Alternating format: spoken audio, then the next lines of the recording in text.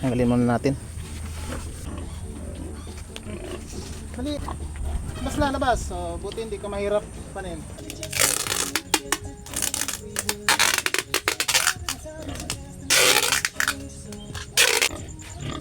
Yan na. May tanda na. Yan, Amelia.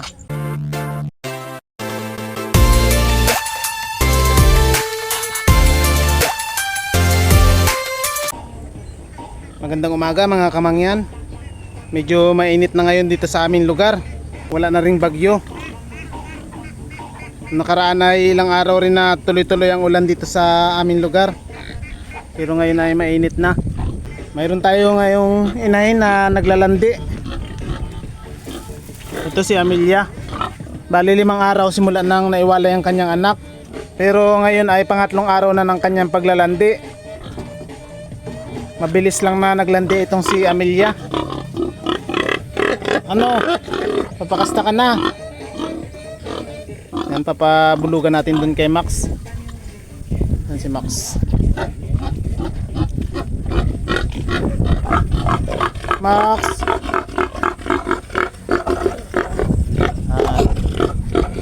Pabulukan ko sa'yo si Amelia ha.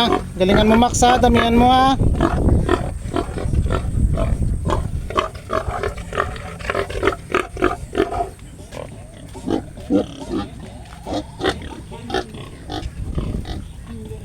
Ito, may tali tayo dito. Gagamitan natin ng tali itong si Amelia papunta kay Max. Si Max kasi ay hindi sanay sa tali, kaya kung alin ang naglalandi dito sa ating mga inahin, yun ang dinadala natin kay Max. Mahirap kasing kontrolin si Max, hindi sanay sa tali, at kapag siya ang dinala natin dito ay baka makawala siya. Dadalhin na natin to kay Max, itong si Amelia.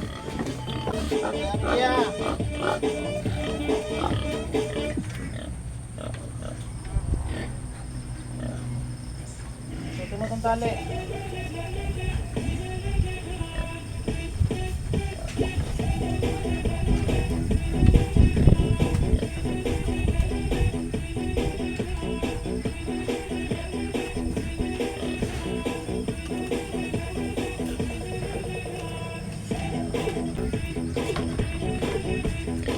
Ito kay Max.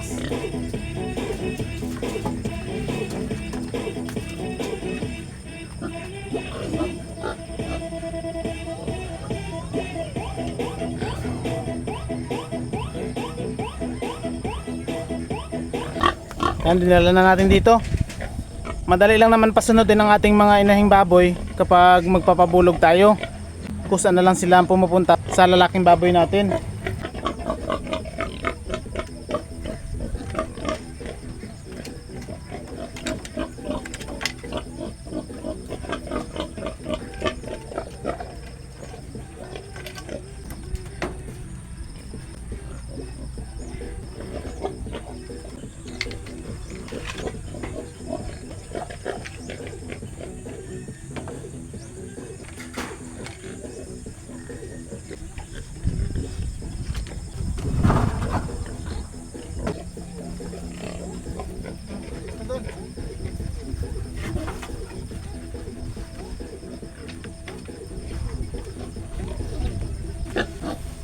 Yan, napasok na natin si Amelia sa kulungan ni Max. Kapag nagpapabulog tayo sa ating baboy dito sa ating mga inahin, hindi muna natin pinapakain ang ating lalaking baboy dahil matagal niyang sampahan ng inahin kapag busog siya. Hinahayaan lang muna natin kung kaya ni Max na mag-isa, pero kapag hindi niya kaya ay tinutulungan natin.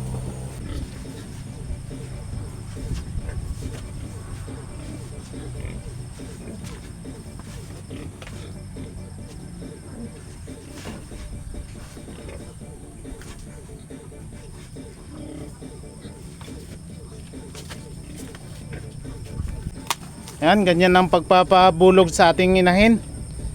Dahil mahirapan ng ating lalaking baboy kapag hindi tinulungan na ma-shoot. Hindi ko na ipapakita dahil baka ma-restrict tayo sa ating video. Yan na. Magpaparami na ulit tayo. Max, damihan mo Max.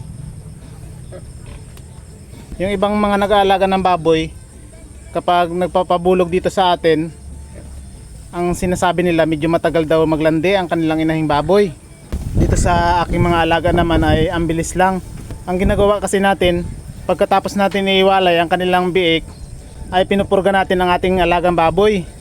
Yun lang ang ating ginagawa, kaya mabilis na naglalandi itong ating inahing baboy. Hindi ko pa naranasan dito sa aking mga alaga na pagkatapos iwalay ay aabot ng buwan ang paglalandi. Karamihan dito ay linggo lang. Bukas ay mayroon pa tayong inahing baboy na papabulugan dito kay Max, si Aliana.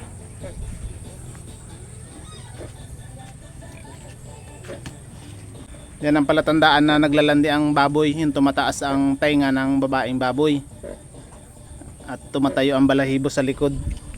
Pagkatapos naman mabulugan itong si Angelina, hindi na muna natin papakainin. Yan ang kasabihan ng mga matatanda, pero nagawa na rin natin at effective. Kaya yun ang ating sinusunod dito sa ating baboyan. I-maintain rin natin ang kanyang katawan na payat.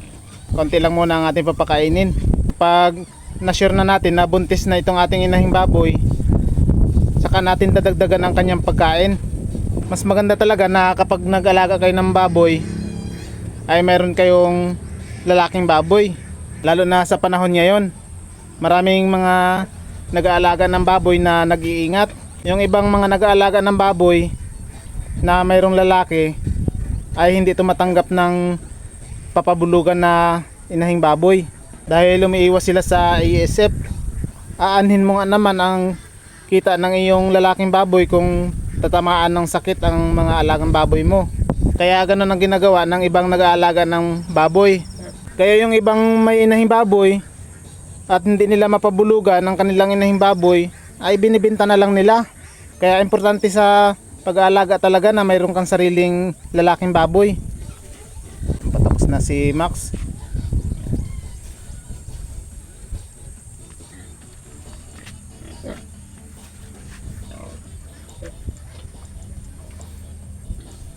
Tapos na, tanggalin na agad natin si Amelia.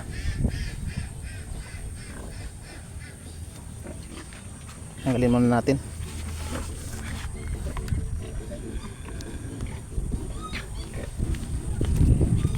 Max, tama na Max. Max, tama na. Tan. Tan.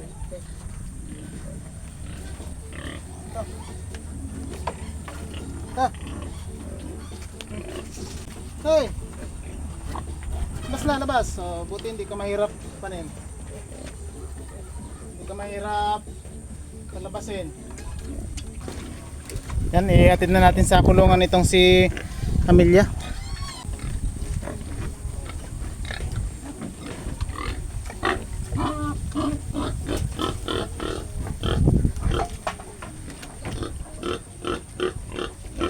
Ay, Amelia. Doon. Dito. Dito.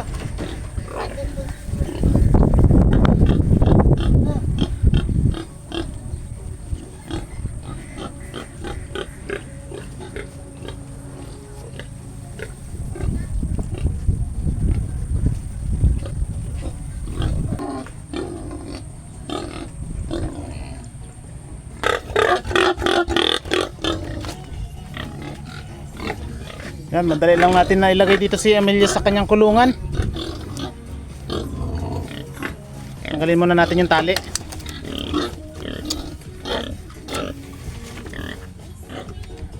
Ganito lang tali niya. Yan, mabilis lang tanggalin dahil nakaset up na itong tali natin. Ito.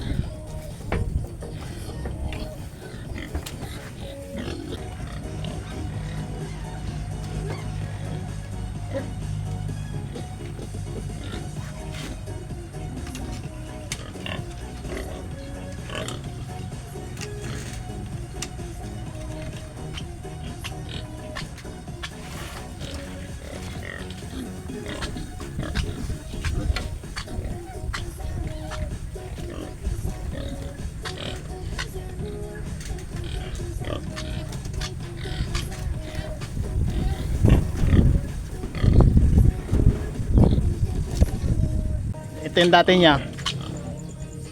Yan, dyan natin nalalaman kung kailan sila manganak. Dahil madami na itong ating mga alagang inahing baboy. Kaya kailangan ay may tanda tayo kung kailan manganak ang ating mga alagang baboy. Tatanggalin lang natin to.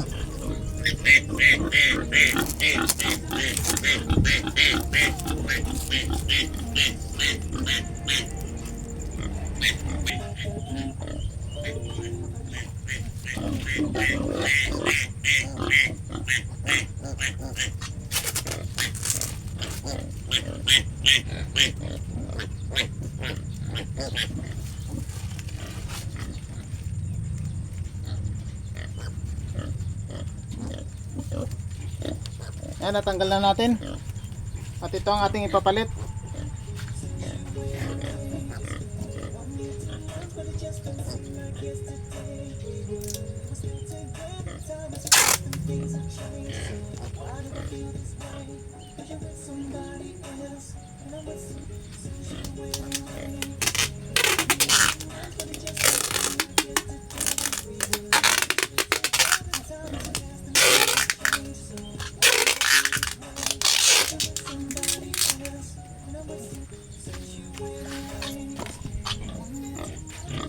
Yan na. May tanda na. Yan, Amelia. Yan. Dito sa kabila, mayroon din. Dito, ito bagong bulog lang to eh. Si Angelina. Noong July 15. Yan, mayroon.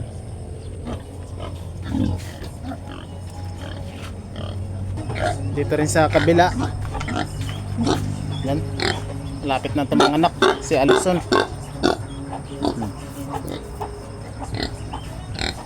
August. Meron pa tayo ditong inahin. Yung sinasabi ko na papabulugan din natin bukas. Si Aliana. Ito. Yan. Naglalandi na rin yan. Paano ba natin nalalaman na naglalandi ng ating inahin? Nalalaman natin na naglalandian ng ating inahin kapag maingay na ito, lalo na kung gabi. Iba ang kanyang ingay, hindi tulad sa regular na araw nung hindi pa siya naglalandi. Makikita mo talaga ang kanyang pagbabago. At kapag hinawakan mo siya, tumatayo ang kanyang tainga at ang balahibo sa likod. At ang kanyang ari ay namamaga na rin. Sa unang araw na nakita niyo na nagbago ang kanyang ugali, ay magbilang na kayo ng 3 days. Doon niya papabulugan ang inyong inahing baboy. Tapos kapag nabulugan na, obserbahan nyo hanggang ika 21 days. Obserbahan nyo kung umulit sa paglandi. Ganyan lang ang ating ginagawa sa ating mga alaga. O paano, hanggang dito na lang muna ang ating video. Sa mga baguhan at gusto rin mag-alaga ng native na baboy, sana ay may natutunan kayo. Maraming salamat. Happy farming. Bye bye.